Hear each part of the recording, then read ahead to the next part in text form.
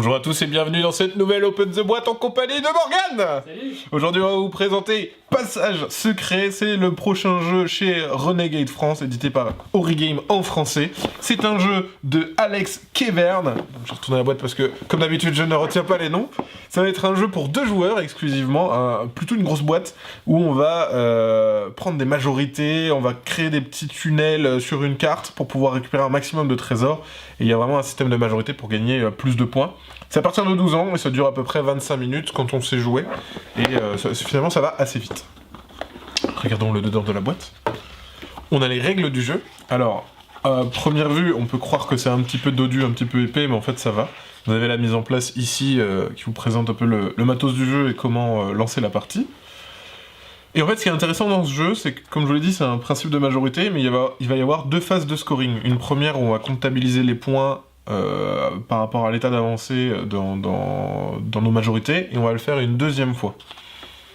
Voilà, donc il y aura un petit carnet de score. Après, globalement, le jeu, c'est vraiment très vite expliqué, hein. Il y a beaucoup de subtilités, beaucoup de pouvoir à trouver. On a des punchs. Des punchs, alors, ça, c'est les tuiles lieux. Donc, ça va être à chaque fois différent d'une partie à l'autre. On va créer vraiment sa map. Voilà, donc il y a des configurations de départ qui sont recommandées, mais après on fait comme on veut. Et les maps, elles ont des différents quartiers, différentes couleurs, donc ça va vraiment changer d'une partie à l'autre, vous n'allez pas avoir la même chose. Donc voilà. On a les petits trésors qu'on va pouvoir récolter quand on va poser un chemin. Dès qu'on pose un chemin, on récolte le petit trésor qui se trouve sur la jonction. Ce qui est bien, c'est que pareil, ils sont recto verso pour la plupart. Ce qui veut dire que vous... Alors là, bien entendu, ceux que je montre, ils sont pas du tout recto verso. Mais là, par exemple, il y a des pelles. Celle-ci, voilà. Là, vous avez un jeton qui est recto verso. Et à chaque fois que vous allez poser une petite intersection, vous allez récupérer le jeton indiqué. Donc ça, c'est pour les punchs. Je passe à côté. On a, donc, comme je vous le disais, vous avez le petit carnet de score. Donc le petit carnet de score qui va... donc c'est mi-partie finale pour les 2 joueurs. Ce qui est bien, chose à noter, il y a un crayon dans la boîte. Oui. Et ça, c'est plutôt stylé. Il n'y a pas toujours des crayons dans la boîte. Là, si par exemple vous l'avez acheté, vous êtes dans l'aéroport et tout, bam, c'est bon. Vous avez tout ce qu'il faut pour jouer. Vous pouvez même noter sur la petite feuille. Donc on fait mi-partie, on va regarder les majorités, etc. Et suite de la partie pour le décompte final. Donc le petit bloc de score, super cool. On va avoir, donc ça c'est un petit peu intéressant, c'est tout ce qui est les meeples. Hop, alors je vais juste prendre la partie supérieure du plateau, comme ça vous allez voir à quoi ça ressemble. Pouf. Donc là j'ai pas fait la carte en entière, mais ici vous allez avoir globalement le plateau où va se passer les majorités. Chaque majorité est représentée par un bâtiment d'une couleur, donc on les met au milieu au début de la partie. Et en fait, dès qu'on va poser une intersection, donc le jeu ça va se jouer avec des petits bâtonnets qui sont ici, tout mignons, en bois. Donc un joueur aura les verts, l'autre aura les violets. Et en fait, à notre tour, globalement, le jeu, c'est on pose un bâtonnet. Le bâtonnet va être posé, comme je vous l'ai dit, à une intersection. Donc par exemple, ici. Tac, et je vais récupérer la petite bourse. Ensuite, le joueur suivant va mettre une intersection ici, hop, et va récupérer le jeton associé. Et quand on pose son petit bâtonnet, il va être adjacent à 2 couleurs de bâtiment. Par exemple, ici, blanc et je ne sais pas quelle couleur, blanc et marron. Donc je vais avancer le blanc et le marron d'un cran vers moi.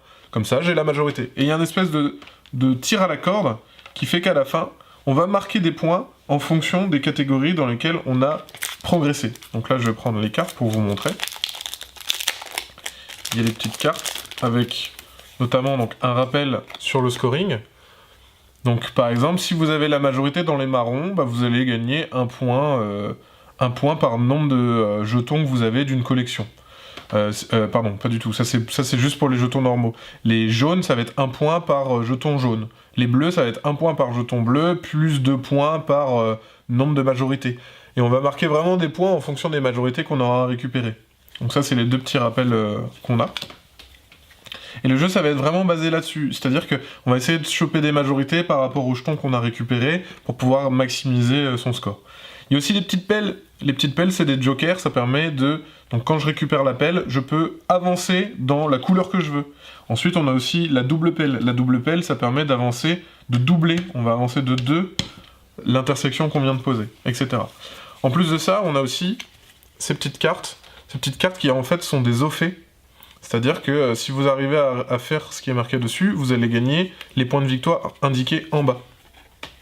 Voilà, donc par exemple, il faut entourer complètement un quartier, ça va vous rapporter 5 points. Vous prenez la carte et vous la réussissez. Je vous ai pas montré les petites statues. Les petites statues, elles sont volées quand on les a entourées de chemin. Elles permettent aussi d'avancer, donc d'établir le milieu de partie. Dès qu'il y a 2 statues qui ont été volées, c'est milieu de partie. Et l'autre façon d'établir le milieu de partie, c'est quand il vous reste plus que 5 bâtonnets. À ce moment-là, on fait un premier décompte de milieu de partie. Voilà, et en fait, vraiment, à la fin, on va gagner des points en fonction des majorités qu'on a, en fonction du plus long chemin qu'on a fait, en fonction des trésors qu'on a récupérés, en fonction des statues qu'on a récupérées, et en fonction des missions qu'on a réussies. Et à la fin, celui qui a le plus de points, comme dans la plupart des jeux, eh ben c'est celui qui a gagné. Là, pour le coup, c'est pas si original que ça, mais en même temps, c'est plus clair pour tout le monde. Voilà, donc c'était une explication rapide de la boîte, du contenu de la boîte de Passage Secret. Et bien sur ce, comme d'habitude, on vous fait des gros bisous, on vous dit à la prochaine, et puis ciao.